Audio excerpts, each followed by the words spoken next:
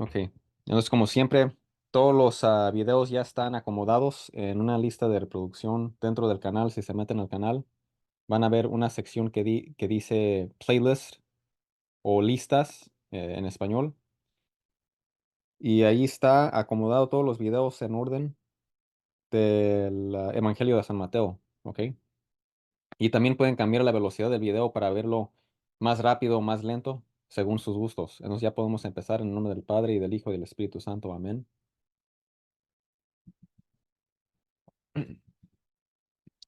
Te damos gracias el día de hoy, Dios Padre, por todo el gran amor que nos has dado esta semana y por darnos las fuerzas de levantarnos el día de hoy.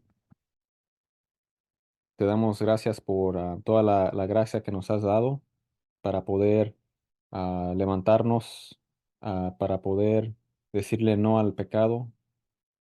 am, y te damos gracias por nuestras, todas las bendiciones que nos has dado y también todas las cosas que nos has quitado porque es para nuestro bien. Tú eres el Padre amoroso y nos amas como un Padre verdadero. Y todo que permites es para nuestro bien. Entonces te damos gracias por eso. Y también pedimos que nos des la gracia de arrepentimiento para que en el día de nuestra muerte podamos confiar que estaremos contigo y cúbrenos con la sangre de tu Hijo Jesucristo y ayúdanos a acercarnos a los sacramentos que Él estableció para nuestra justificación, para nuestra salvación. Y también pedimos que nos perdones de todos nuestros pecados para sentirnos alegres de que estamos en comunión contigo y para poder alabar tu nombre siempre. Y finalmente pedimos que en este estudio bíblico abres nuestras mentes para poder entender y abres nuestras almas y nuestros corazones para poder aceptar lo que vamos a leer el día de hoy para tu gloria. Y pedimos que quites todas distracciones y que nos sanes por dentro y por fuera para poder seguir tu bendita palabra que vamos a leer el día de hoy. Ujú. Padre nuestro que estás en el cielo, santificado sea tu nombre, venga a nosotros tu reino, hágase tu voluntad en la tierra como en el cielo. Danos hoy nuestro pan de cada día, perdona nuestras ofensas como también nosotros perdonamos a los que nos ofenden.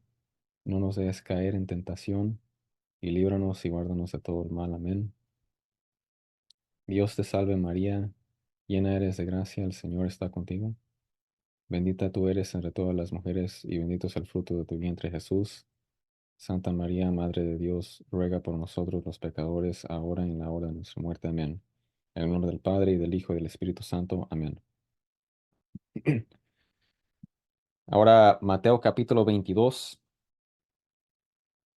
Estamos en este capítulo ahora, y si se acuerdan, el capítulo anterior de Mateo capítulo 21, se acabó con Jesús dando una parábola a, a los sacerdotes y las personas los líderes de Jerusalén, los líderes espirituales de Jerusalén que estaban ahí presentes.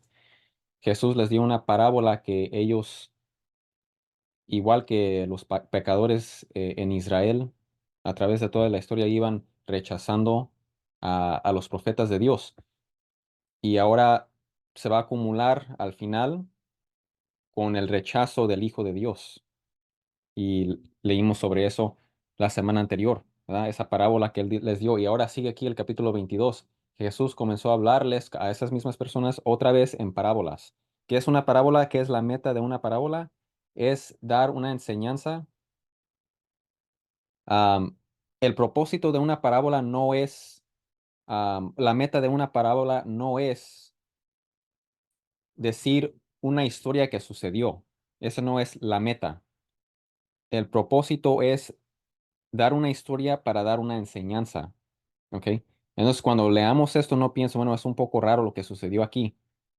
No es que necesariamente sucedió, sino que es una enseñanza que Cristo está dando en forma de una historia. Vamos a leerlo ahora. Dice, el reino de los cielos puede compararse a un rey que hizo un banquete de bodas para su hijo y envió a sus siervos a llamar a los que habían sido invitados a las bodas, pero no quisieron venir. Entonces ahí luego sabemos que en esta historia, quién es el reino de los cielos, cielos se puede comparar a un rey que hizo un banquete de bodas para su hijo. Entonces está el rey, ese es Dios Padre. Su hijo es el Hijo de Dios, ¿verdad? Jesucristo. ¿Ok? Y envió a sus siervos, todas las profetas, todas las personas que iban llamando al pueblo de Israel a arrepentirse para que acepten el Mesías cuando llegue. Por ejemplo, San Juan el Bautista, ¿sí? San Juan el Bautista. Él estaba allí, él era un siervo de Dios y estaba llamando a- al pueblo de Israel a arrepentirse. Y había muchas personas a través de la historia, muchos profetas que iban y le estaban llamando la atención al pueblo de Israel para que cuando llegue el Mesías actúen de manera bien. Entonces ahí iban mandando invitaciones, pero las personas decían que no querían ir, ¿verdad? De nuevo envió otros siervos diciéndoles, digan a los que han sido invitados, ya he preparado mi banquete, he matado mis novillos y animales cebados, y todo está preparado. Pues ahorita vamos a explicar esa parte. Vengan a las bodas, ¿ok? Pero ellos no hicieron caso y se fueron, uno a su campo, otro a su negocio, y los demás, echando mano a los siervos, los maltrataron y los mataron. Entonces el rey se enfureció y enviando sus ejércitos, destruyó a aquellos asesinos e incendió su ciudad. Luego dijo a sus siervos, la boda está preparada, pero los que fueron invitados no eran dignos. Vayan, por tanto, a las salidas de los caminos, e inviten a las bodas a cuantos se encuentren. Aquellos siervos salieron por los caminos y reunieron a todos los que encontraron, tantos malos como buenos, y el salón de bodas se llenó de invitados. Entonces, esta invitación Dios no la extiende a todos nosotros, ¿verdad? Y nosotros lo tenemos que aceptar. Y ahorita vamos a ver cómo es que lo podemos aceptar. Pero el punto aquí es que Dios manda esta invitación a todos y lo tenemos que aceptar. Noten que es un poco extraño que estos siervos fueron a invitar a unas personas a una boda y acabaron siendo asesinados, ¿verdad? Eso no tiene sentido. ¿Cómo vas a matar a una persona por invitarte a un lugar? ¿Sí? Acuérdense, es una parábola, ¿sí? Es una historia y también puede contener elementos extraños o elementos fuertes para llamar la atención. ¿Sí? Nosotros sabemos que los siervos no son siervos regulares, ¿verdad? Son los siervos de Dios que invitan a las personas a aceptar a Dios y muchas de las veces son perseguidos, ¿sí? Y el Hijo es Jesucristo, el Hijo es Jesucristo, ¿verdad? Ahora acuérdense, les voy a mostrar algo del Antiguo Testamento. Esto fue escrito cientos de años antes del tiempo de Jesús. Ya lo he mostrado anteriormente, pero aquí muestra que Jesús vino.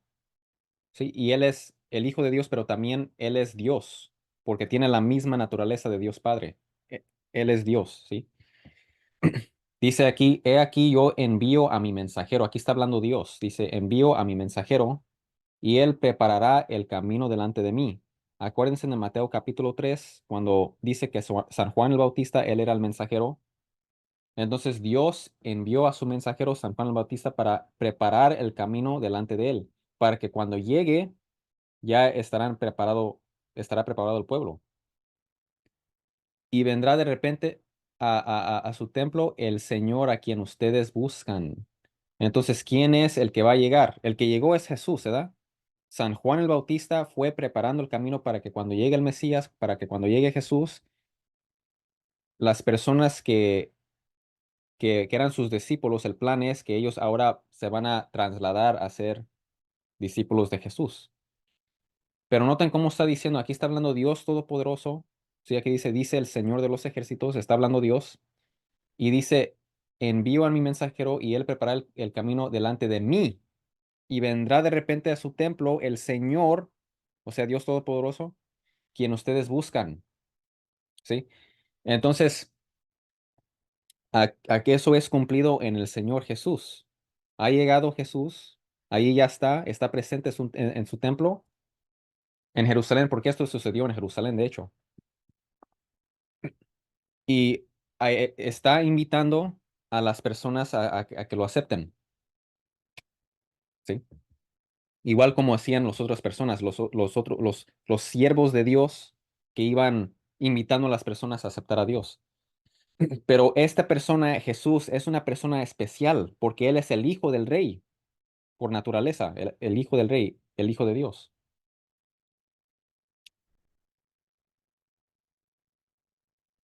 Y las personas acabaron rechazando al pueblo de Israel, acabó rechazando la nación, ¿verdad? De Israel, rechazó al Mesías. Sí hubo, ¿verdad? Personas que sí lo aceptaron, pero la mayoría lo rechazaron. Entonces, ¿qué hizo Dios después? Llegó a las demás naciones, ¿verdad? Por medio de los apóstoles, de los discípulos de los apóstoles, llegaron a las demás naciones. Y esas son todas esas personas que fueron imitadas después, ¿sí? Y que aceptaron a Jesús. Y se llenó, ¿verdad? Entonces, sí, cuando nosotros escuchamos esto de la boda, acuérdense que el Antiguo Testamento es base del Nuevo Testamento. Vamos a fijarnos en el Antiguo Testamento qué dice sobre esta cosa, ¿verdad? Si nosotros conocemos bien el Antiguo Testamento, vamos a conocer muy bien el Nuevo Testamento.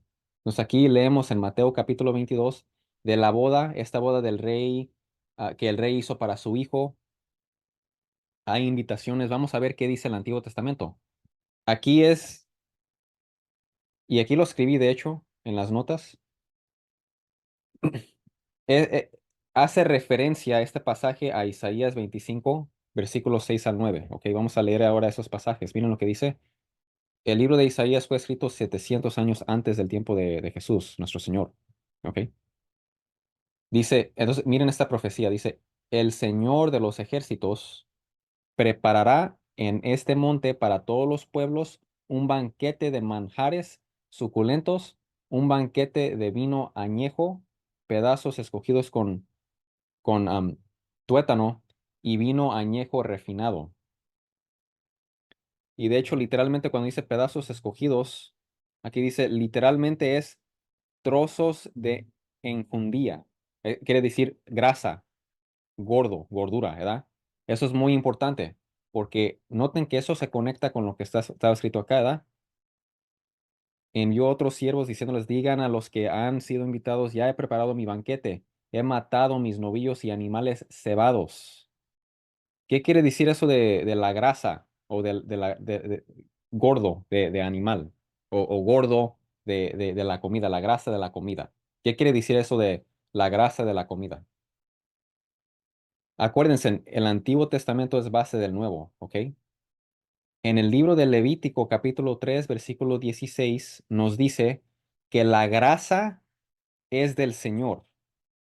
O sea, en el contexto está hablando de cuando los israelitas en los tiempos del Antiguo Testamento, cuando ellos hacían lo que se llama sacrificio de comunión, llevaban las familias de Israel un animal a los sacerdotes del Antiguo Testamento, también conocido como los sacerdotes levíticos, y estos sacerdotes iban, mataban al animal como sacrificio, ¿verdad?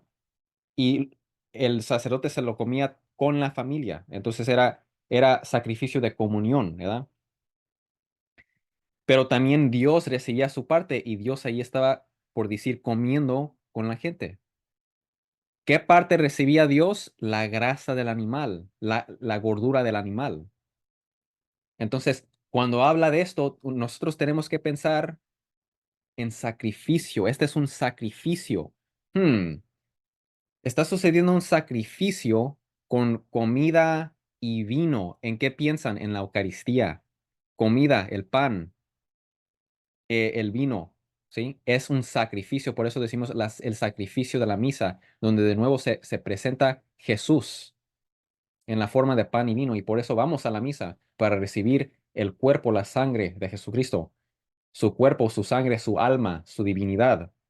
Y así participamos en la divinidad de Dios, en la divinidad de Dios. Lo recibimos, su divinidad. Lo estamos recibiendo en nuestro cuerpo, físicamente, en la forma de estos elementos, el pan y el vino, ¿verdad? Entonces, esto está hablando de la Eucaristía. Pero ahora vamos a ver el versículo 7, dice, destruirá en este monte la cobertura que cubre todos los pueblos, el velo que está extendido sobre todas las naciones. Él destruirá la muerte para siempre. El Señor Dios enjugará las lágrimas de todos los rostros, o sea que quitará las lágrimas de todos los rostros y quitará el oprobio de su pueblo de sobre toda la tierra, porque el Señor ha hablado, el Señor lo ha dicho. Fíjense aquí que Dios va a vencer la muerte, ya no va a haber muerte. En el día de resurrección vamos a resucitar, ya no va a haber muerte, ya no va a haber enfermedad, vamos a estar en nuestros cuerpos glorificados. Y literalmente aquí dice, literalmente en el hebreo dice tragará, se tragará la muerte. Noten que eso sí sucedió en el monte en Jerusalén cuando Jesús murió.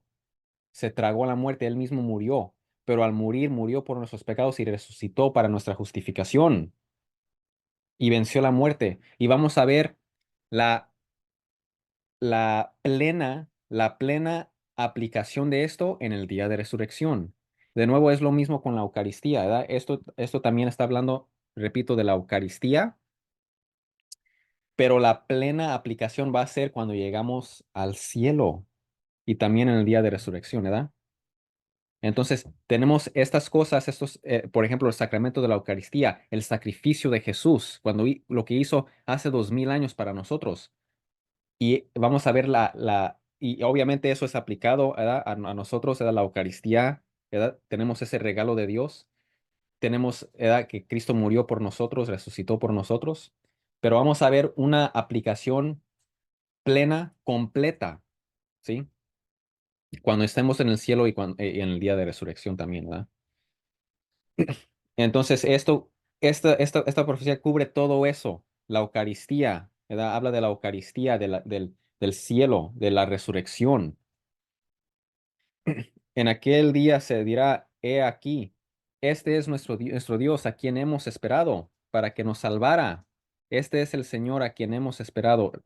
Regocijémonos, no, y alegrémonos en su salvación. ¿Ok? Hay que estar alegres porque ha llegado su salvación, ¿verdad? Ahora, vamos a ver cómo podemos aceptar esta invitación. Aquí está. Cuando el rey entró, el versículo 11, cuando el rey entró a ver a los invitados, vio allí a uno que no estaba vestido con traje de boda.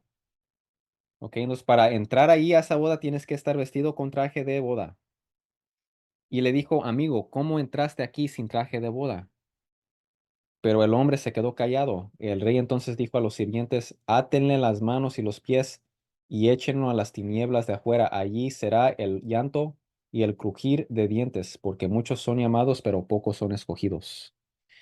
¿Qué quiere decir allí? Cuando Jesús está hablando a estas personas y dice, habla de las tinieblas de afuera, ahí será el llanto y el crujir de dientes, automáticamente eso los deja saber que está hablando de el infierno. Entonces, esta es una parábola que no es literalmente una historia que sucedió, sino es algo espiritual. Es algo espiritual, una enseñanza espiritual, ¿sí? Entonces, tenemos que aceptarlo si no viene la ira de Dios, la ira de Dios. Entonces, cuando nosotros hablamos de la ira de Dios, ¿en qué estamos hablando?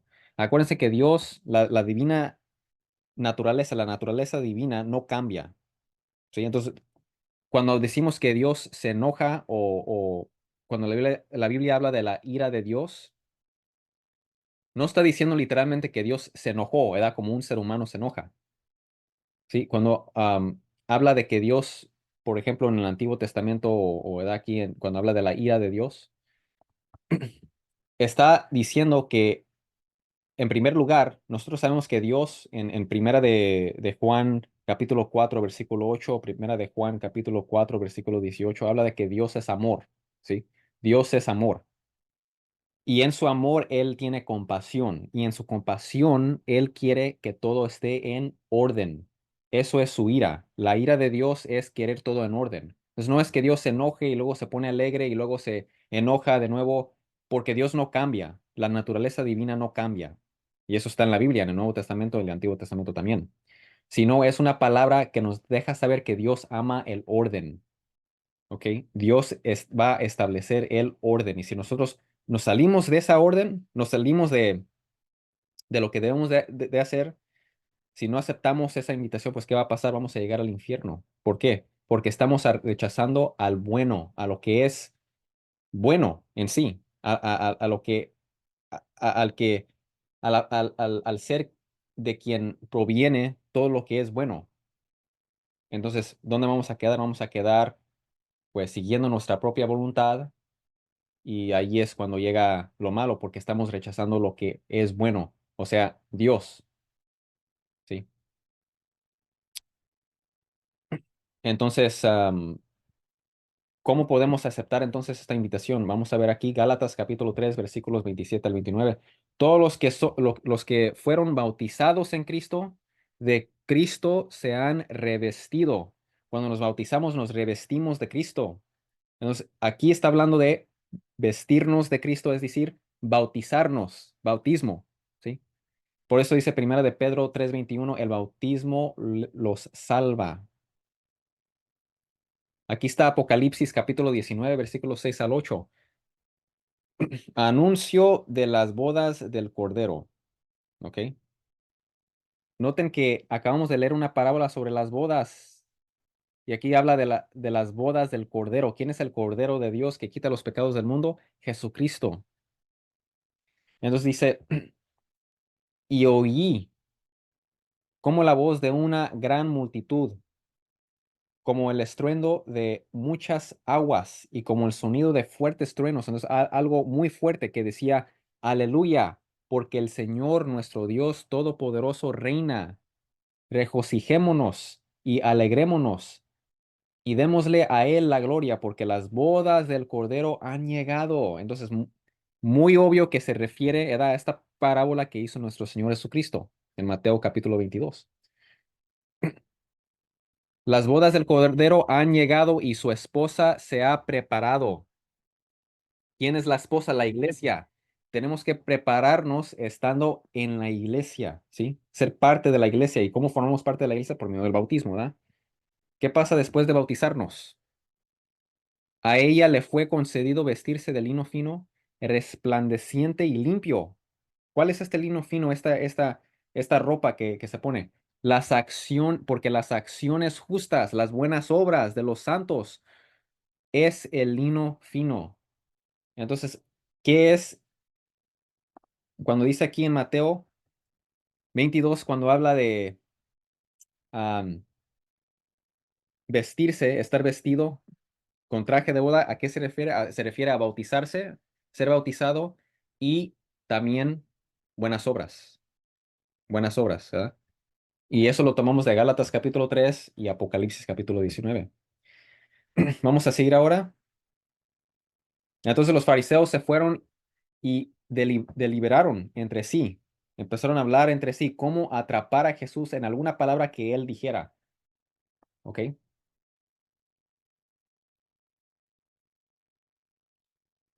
Vamos a ver lo que quieren hacer. Vamos a seguir leyendo aquí. Miren lo que dice. Dice, los fariseos enviaron a algunos de sus discípulos junto con los partidarios de Herodes. Herodes, este era el que mató a San Juan el Bautista, el hijo de Herodes el Grande. ¿Ok? Entonces, ¿quiénes eran estas personas? Los partidarios de Herodes. ¿Quiénes eran ellos? También conocido como los herodianos, los herodianos.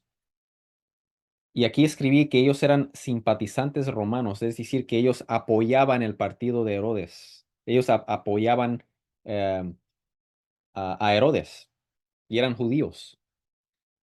Noten lo que los fariseos quieren hacer. Quieren atrapar a Jesús. Le van a hacer una pregunta. ¿Ok? ¿Cuál es la pregunta? Fíjense.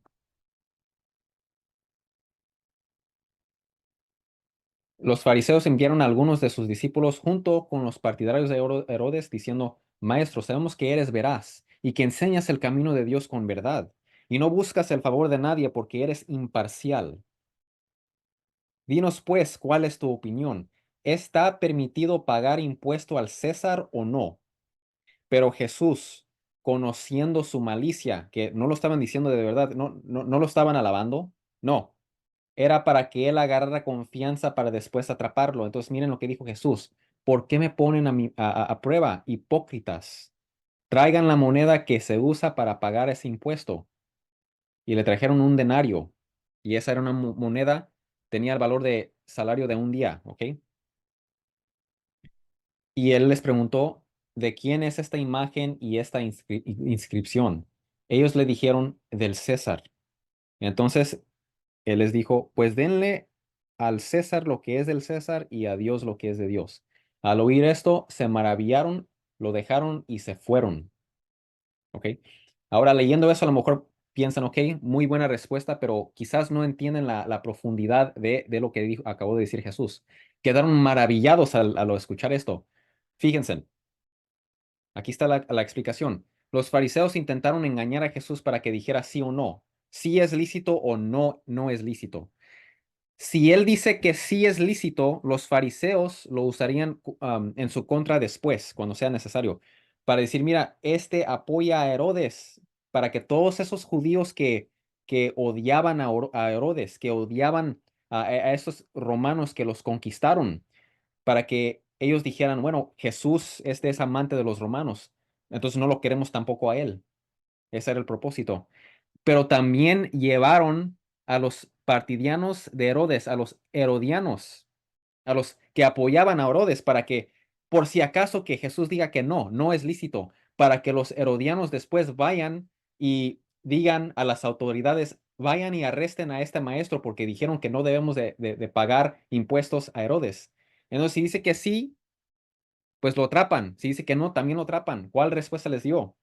Les dijo que sí, pero lo dijo de una manera para que se quedaran callados, maravillados.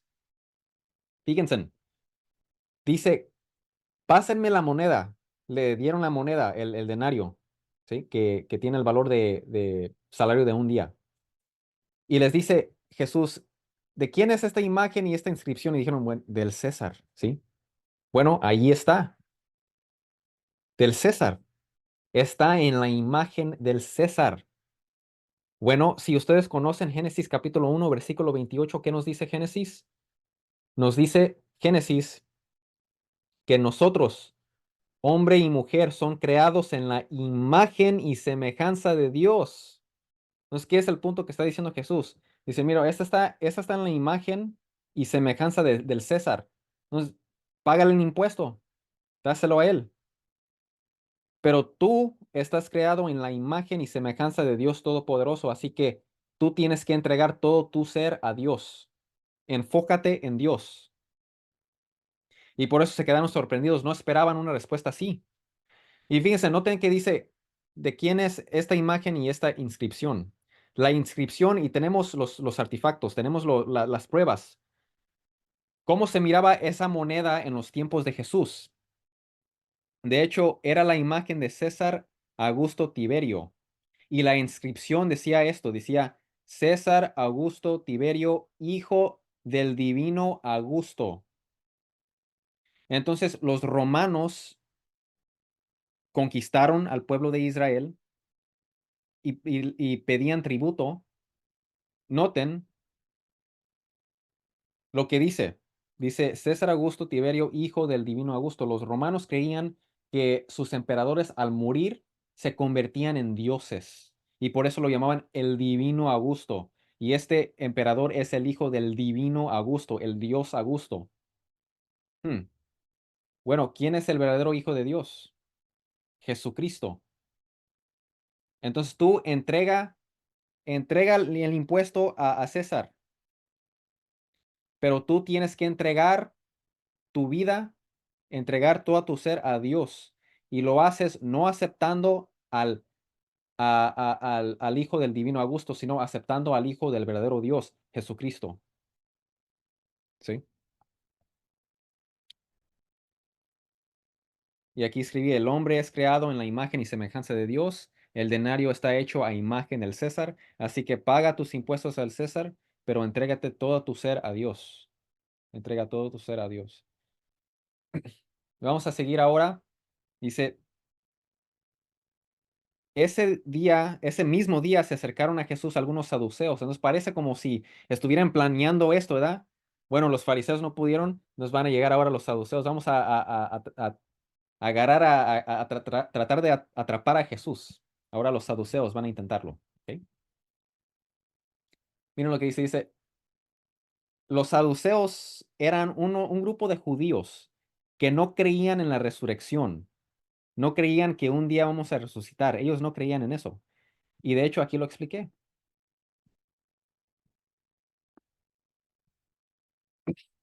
Los saduceos aceptaban solamente los libros escritos por Moisés, los libros de Moisés, ¿ok? No creían en la resurrección, no creían en los ángeles, ni en los fantasmas, ni en las almas, que tenemos almas, no creían en el más allá, en la vida después de morir. De hecho, ellos creían que ellos creían que una vez que mueras, ya muerto, vas a dejar de existir, ya no vas a existir. Eso es lo que ellos creían. Entonces vamos a ver que ellos van a invocar un versículo o una idea que viene del libro de Deuteronomio, escrito por Moisés, el profeta Moisés. Les voy a dar una introducción antes de leer esto. ¿Qué es el matrimonio levirato? Levirato viene de una palabra en latín que am, quiere decir cuñado, ¿ok? Ahora, ¿qué era matrimonio levirato? Era una práctica que tenían los judíos y de hecho se encuentra también en Deuteronomio capítulo 25, pero también era algo que culturalmente muchas culturas a través de la historia practicaban esto. Incluso creo que hasta el día de hoy hay culturas que lo siguen practicando. ¿Ok? Y prácticamente lo que era, y esto era una práctica, de hecho, incluso antes de los tiempos de Moisés, era aún una práctica que se consideraba una obligación, ¿sí? En esos tiempos se consideraba una obligación hacer esto por las creencias que ellos tenían. Miren lo que era la creencia. El hombre se casaba con la esposa del hermano fallecido si no tenía hijos para que continuara su linaje, ¿sí? Y el propósito era para preservar el nombre de ese hermano porque el nombre va a seguir en su hijo, ¿sí? Y por eso entre los judíos, por ejemplo, ellos decían, tú eres hijo de David. No tenían apellidos, pero decían, por ejemplo, tú eres hijo de Jonás, ¿verdad? Por ejemplo, a San Pedro le decían, le dijo Jesús en Mateo capítulo 16, hijo de Jonás, ¿sí? No tenían apellidos. Entonces, el nombre del hermano iba a seguir y también la herencia del hermano lo iba a recibir el hijo. Entonces, esto era considerado una obligación que tenía que hacer un hermano y con gusto lo hacían las personas en honor al hermano. Ahora, la, aún así había personas que no lo querían hacer porque en esos tiempos, si no tenía hijo el hermano, pues tú ibas a recibir esa herencia. Entonces ya ve por qué quizás algunas personas no querían hacer esto para recibir la herencia del hermano. Yo cómo voy a darle a un hijo a mi hermano si el hijo va a recibir la herencia. Yo no quiero hacer eso, yo quiero recibir la herencia. Entonces, por eso era considerado algo, faltarle el respeto al hermano, porque en vez de darle a su hijo que va a cargar su nombre, tú le estás robando la herencia a tu hermano. Y acuérdense que en la antigua alianza, parte de las promesas que recibieron los israelitas es que iban a recibir un pedazo de tierra, ¿sí? Entonces, esa tierra iba a ser pasado a los hijos. Sí, al menos si se convertían por ejemplo, si iban a ser a trabajar en forma de siervos, por ejemplo, pero después hablamos más a fondo de eso, sobre eso. Pero uno pasaba la herencia a los hijos, ¿sí? o incluso a las hijas, según Números capítulo 36. Después vamos a hablar más a fondo sobre eso. Entonces, miren la pregunta que le van a hacer a Jesús. Los saduceos le dijeron, Maestro, Moisés dijo, si alguien muere sin tener hijos, su hermano como pariente más cercano se casará con su mujer y levantará descendencia a su hermano. Ahora bien, había entre nosotros 7 hermanos. El primero se casó y murió, pero no teniendo descendencia, le dejó la mujer a su hermano. De igual manera, también el segundo y el tercero hasta el séptimo. Entonces, no se producía un hijo, entonces la mujer se seguía casando. Y aquí está la pregunta. Después de todos, murió la mujer. Por tanto, en la resurrección, ellos no creen en la resurrección. En la resurrección, ¿de cuál de los 7 será mujer? Porque todos ellos la tuvieron. ¿Sí? Entonces, ¿de quién iba a ser esa mujer? Y eso aplica, de hecho, si la mujer, si una mujer se casa con un hombre, y de hecho, en esos tiempos, los hombres en particular quería mujeres vírgenes, por eso era muy difícil para una viuda, ¿verdad? Entonces, eso también garantizaba que iba a tener un matrimonio la mujer, pero también en Deuteronomio leemos que las viudas recibían ah, posesiones, recibían cosas a través del diezmo, y el diezmo era un impuesto para el pueblo de Israel en el Antiguo Testamento. Entonces, este es el ejemplo que están dando. Una mujer se casa con diferentes hombres en el día de resurrección. ¿Con quién se va a casar? La razón que le están haciendo esta pregunta es que ellos no creen. La razón es porque ellos no creen en la resurrección. Entonces están tratando de decir, mira, la idea de una resurrección es tan ridículo. Van a resucitar, ok, ¿con quién va a estar casado esta mujer? Bueno, aquí está la respuesta de Jesús. Dicen, están equivocados porque no comprenden. No, están equivocados por no comprender las escrituras ni el poder de Dios. Ahora les va a dar el ejemplo del libro, un libro de Moisés, el libro de Éxodo. Nos va a usar el mismo libro que ellos creen, el libro de Éxodo. Va a usar el mismo libro en que ellos creen, el libro de Éxodo, para refutarlos. Fíjense, muy interesante lo que va a decir aquí Jesús. Dice, dice aquí el versículo 30, dice, en la resurrección ni se casan ni son dados en matrimonio, sino que son como los ángeles de Dios en el cielo. Y en cuanto a la resurrección de los muertos, ¿no han leído lo que les fue dicho por Dios cuando dijo, yo soy el Dios de Abraham y el Dios de Isaac y el Dios de Jacob? Él no es Dios de muertos, sino de vivos. Al oír esto, las multitudes se admiraban de su enseñanza. Entonces, noten la enseñanza que está dando Jesús. En primer lugar, dio la respuesta, dijo que en la resurrección van a ser como los ángeles, en el sentido de que los ángeles no se casan. Entonces, igual en la resurrección ya no va a haber matrimonios. Y noten que dice, ni se casan ni son dados en matrimonio. San Agustín usó este versículo en su tiempo porque había muchas personas que decían que las mujeres no van a resucitar, solamente los hombres. Entonces, San Agustín, para refutarlos, para mostrarles que eso es incorrecto, les dio este versículo, ¿sí? Que en la resurrección ni se casan ni son dados en matrimonio, porque los hombres se casan, las mujeres son dadas en matrimonio. Entonces aquí indica el hombre y la mujer, ambos van a resucitar, pero los hombres no se van a casar ni las mujeres van a ser dados en matrimonio, sino van a ser como los ángeles en el cielo. Y nosotros nos quedamos pensando, bueno, es como un poco difícil imaginar cómo va a ser en el día de resurrección. Sí, es difícil, ¿sí? Pero acuérdense que Dios es Padre, ¿verdad? Y como buen Padre, Él sabe lo que es mejor para nosotros. Entonces confíen en eso, ¿sí?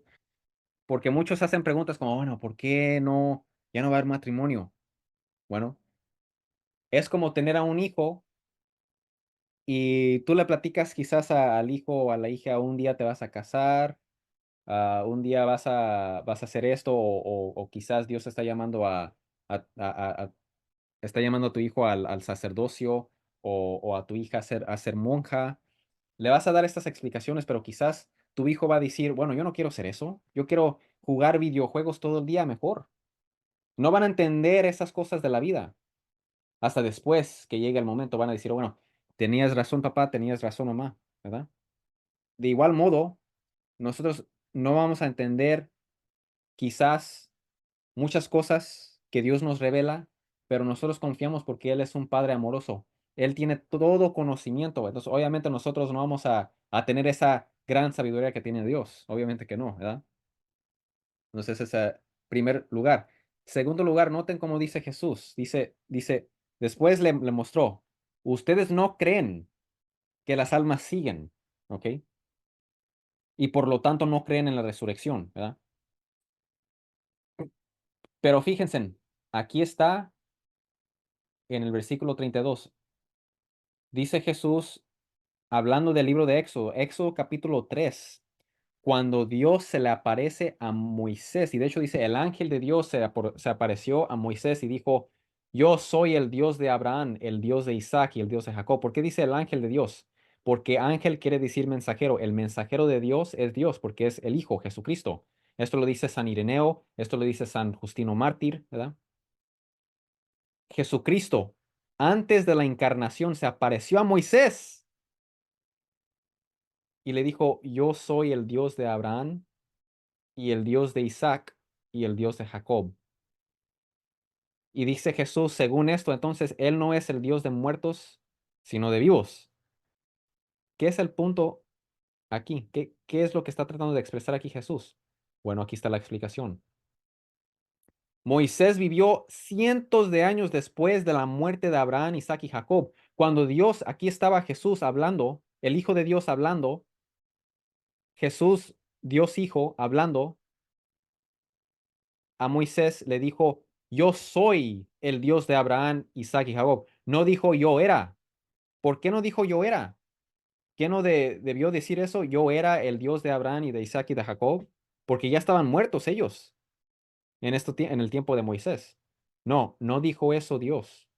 ¿Qué es lo que dijo Dios Hijo? Dijo, yo soy presente, yo soy el Dios de Abraham, yo soy el Dios de Isaac, yo soy el Dios de Jacob. Esto quiere decir que estaban vivos. ¿Pero qué pasa? ¿No estaban muertos? Sí, sí estaban muertos, pero están vivos eh, en la otra vida. La alma sigue, están vivos en espíritu. La carne está muerta, pero en espíritu están vivos. Entonces, al decir esto, refutó la idea de los saduceos que no existe el alma, que no existe la, la, la vida después de morir. Jesús lo refutó con ese versículo del Antiguo Testamento. ¿Sí? Abraham, Isaac y Jacob siguieron vivos. Entonces, si están vivos, esto anticipa la resurrección, porque van a regresar al cuerpo, no se van a quedar así toda la vida, porque Dios cuando nos creó encarnados. Entonces vamos a regresar a eso después de morir, vamos a regresar a la carne. Y noten que ellos tienen el mismo problema. Si ellos creen que esto es un problema, bueno, ellos tienen que creer, según el libro de Éxodo, que siguen las almas a la otra vida. Entonces se les puede voltear a ellos la misma pregunta, ¿verdad? Se les puede voltear a ellos la misma pregunta. ¿A quién están casados después de morir? Porque siguen vivos. Entonces, ¿con quiénes están casados? Bueno, ellos van a tener que decir, bueno, no, no va a haber matrimonio ahí. Sí, tampoco en la resurrección. ¿Ok? Entonces, Jesucristo los refutó. Y al oír esto, las multitudes se admiraban de su enseñanza, ¿sí? Ya me lo acabamos aquí. ¿Ok? Los fariseos y entonces, bueno, les voy a decir esto. Abraham, Isaac y Jacob, aquí están unas imágenes, ahí está Abraham, aquí está Isaac, Isaac aquí está acostado, este es su hijo Esaú y su esposa Rebeca. Si se acuerdan del libro de Génesis, no voy a decir lo que está sucediendo aquí para los que no lo han leído, ¿ok?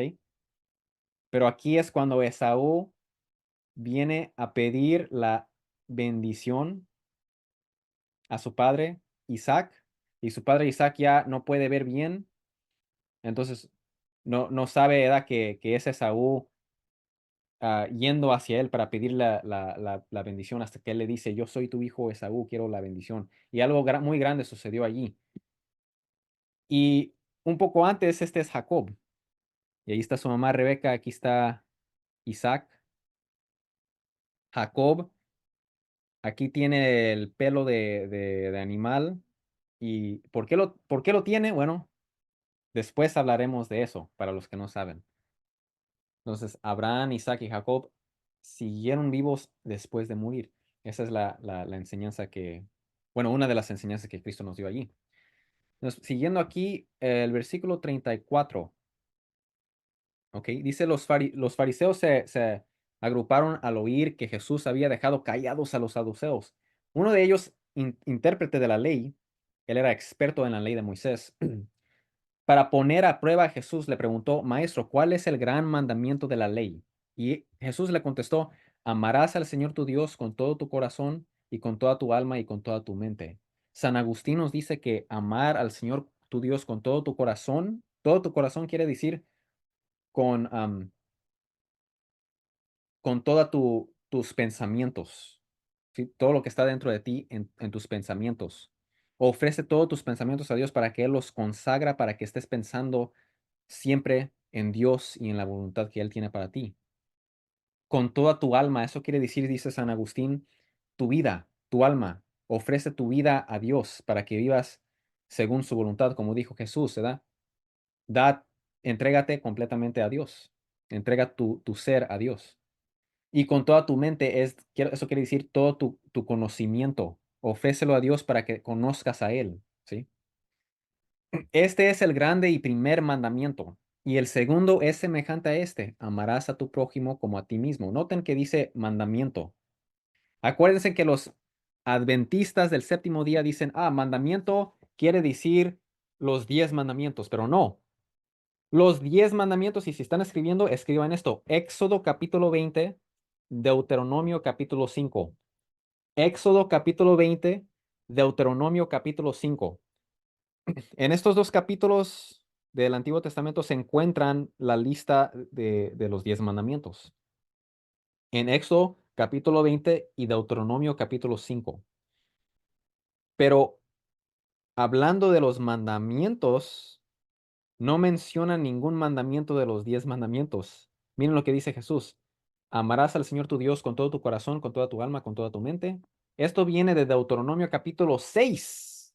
No viene de los 10 mandamientos. Y luego el segundo que dijo, amarás a tu prójimo como a ti mismo. Eso no está en los 10 mandamientos. Eso no está en Éxodo 20. Eso no está en Deuteronomio capítulo 5. Entonces, mandamiento no quiere decir necesariamente los 10 mandamientos, como dicen los sabientes. Simplemente quiere decir lo que Dios te manda a hacer. ¿Sí? Y ahora dice Jesús, de estos dos mandamientos dependen toda la ley y los profetas. Entonces, todas las enseñanzas de la ley de Moisés, las enseñanzas de los profetas, ¿sí? Esto es un sinopsis de las enseñanzas de la ley de Moisés, de las enseñanzas de los profetas. Amar al Señor, nuestro Dios, con todo nuestro corazón, alma y mente, y amar a nuestros prójimos como a nosotros mismos, ¿sí? Entonces, toda la ley, si leen todo el Antiguo Testamento, si leen toda la ley de Moisés, si leen todos los profetas del Antiguo Testamento, se van a dar cuenta que las leyes, todos los mandamientos de Dios, es algo ofrecido directamente a Dios o, o directamente a Dios e indirectamente a los hombres, por ejemplo, adorar a Dios. Y hay otros mandamientos que son am, dirigidos para ayudar directamente a los hombres y indirectamente a Dios. Por ejemplo, darle de comer a los necesitados, ¿verdad? Eso es directamente para los hombres porque estás ayudando a las personas que tienen hambre, pero a la vez estás glorificando indirectamente a Dios porque estás siguiendo su ley. Estás dejando que Dios te use como instrumento para dar de comer a los necesitados, ¿sí? Versículo 41. Estando reunidos los fariseos, Jesús les hizo una pregunta. ¿Cuál es la opinión de ustedes sobre el Cristo, el Mesías? Entonces Jesús está hablando y les dice, ¿cuál es la opinión que tienen ustedes, fariseos, sobre el Cristo, que quiere decir el Mesías, el ungido de Dios? Nos vamos a ver aquí. ¿De quién es hijo? Dijo Jesús. Y ellos dijeron de David, ¿verdad? Por eso le dicen Jesús, hijo de David, en los capítulos anteriores, que quiere decir que es el Mesías, ¿verdad? ¿De quién es hijo? Bueno, el Mesías es hijo de David. Eso está escrito en el Antiguo Testamento. ¿Sí? Salmo 102, perdón, Salmo 132, por ejemplo. Ezequiel capítulo 37, otro ejemplo. Va a ser hijo de David, va a ser descendiente de David, el Mesías. Jesús les dijo, entonces, ¿cómo es que David en el Espíritu lo llamó Señor, diciendo, dijo el Señor a mi Señor, siéntate a mi diestra, a mi derecha, hasta que ponga a tus enemigos debajo de tus pies? Pues si David lo llamó Señor, ¿cómo es él su hijo? Y nadie le pudo contestar ni una palabra, ni ninguno desde ese día se atrevió a hacer más preguntas a Jesús. Entonces esto muestra la sabiduría de Jesús y el hecho de que ellos simplemente no conocían muchas cosas. ¿Qué es el punto de Jesús aquí? Él está diciendo, miren, ¿quién es el Mesías? Oh, bueno, ese es el hijo de David, ¿ok? ¿Cómo es posible entonces que el rey David,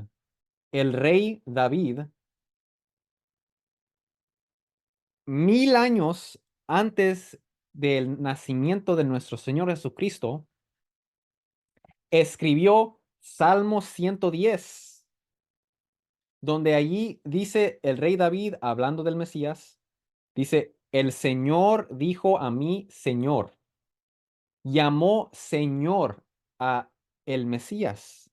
¿Por qué dijo eso si el Mesías es su descendiente? No puedes decir que David se equivocó porque acuérdense, Salmos es parte de la Biblia y los fariseos lo creían que era inspirado por el Espíritu Santo, por eso dijo Jesús. Entonces, ¿cómo es que David en el Espíritu, o sea, inspirado por el Espíritu Santo, lo llamó Señor? Imagínense si su abuelo o su papá les dice a ustedes, Señor mío, mi Señor, ¿verdad? No, mi amo, ¿verdad? No, no, eso no tiene sentido. ¿Cómo, verdad? ¿Cómo me va a decir mi abuelo a mí o mi papá a mí, mi Señor? ¿Cómo estás, mi Señor? ¿Verdad? Po- Porque, bueno, yo soy su hijo, él es más grande que yo. Entonces, dice Jesús, ¿cómo es posible que le está llamando Señor a su descendiente, a su bisnieto? Bueno, la razón es porque el Mesías es más grande que David, porque aunque es su hijo según la carne, es su creador, porque el Mesías es Dios. Y esto lo vamos a comprobar ya. Eso es lo último que vamos a hablar. Salmo 110, escrito por el rey David. Dice el Señor Dios a mi Señor, siéntate a mi diestra, siéntate a mi derecha hasta que ponga a tus enemigos por estrado de tus pies. Entonces ahí está Jesús. Jesús subió, ascendió y está sentado a la derecha de Dios Padre, reinando. El Señor extenderá desde Sión tu poderoso cetro, diciendo, domina en medio de tus enemigos. Entonces, muy claro, aquí está hablando de el Mesías. Tu pueblo se ofrecerá voluntariamente en el día de tu poder, en el esplendor de la santidad desde el seno de la aurora. Tu juventud es para ti como el rocío. El Señor ha jurado y no se retractará. Tú eres sacerdote para siempre, según el orden de Melquisedec. ¿Ustedes conocen a Melquisedec? Génesis capítulo 14, Melquisedec era un sacerdote de Dios Altísimo, dice la Biblia, y él ofrecía pan y vino. Entonces, este Mesías es un sacerdote según la orden de Melquisedec. Por eso Jesús trajo pan y vino, lo consagró, lo ofreció, ¿sí? Y se volvió su cuerpo y su sangre. Y esto es Antiguo Testamento, 1000 años antes, ¿verdad? Del tiempo de Jesús.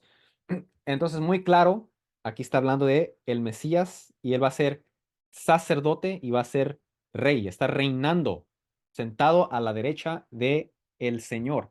Y ahora hay judíos que dicen, no, no, no, están mal, ustedes cristianos, ustedes no conocen las escrituras. Aquí dice el Señor, aquí dice Señor con pura letra mayúscula quiere decir Yahvé. Entonces está hablando Yahvé, Dios Padre en este caso. ¿Ok? Según el contexto es el Padre.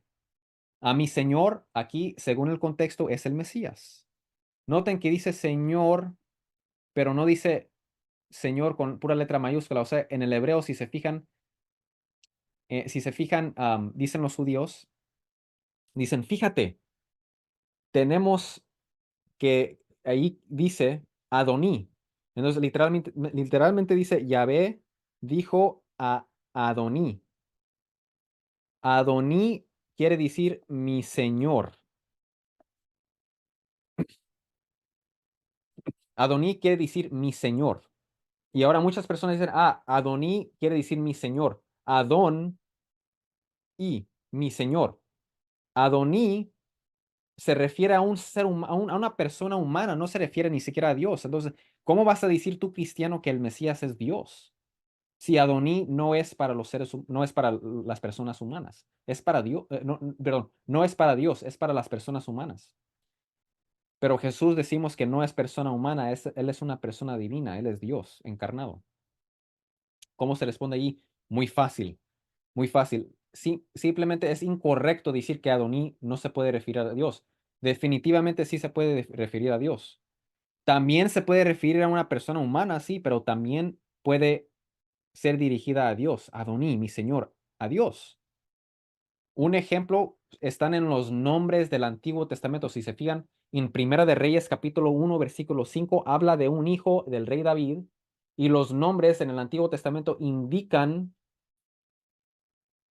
cosas sobre Yahvé, el verdadero Dios. Fíjense, este es un nombre del Antiguo Testamento, uno de los hijos del rey David. Primera de Reyes 1:5.